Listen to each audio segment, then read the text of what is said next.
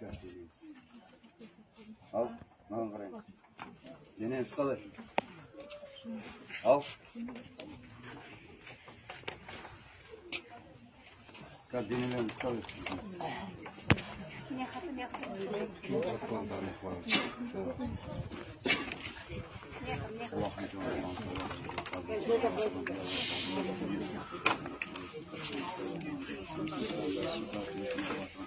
Niyet etmemesine yolları sağ olasın. Gözden beleden ağrılardan sevgilerden saklayasın. Tümde şunu ne yazsak diyorum özüm karabasına gitsin.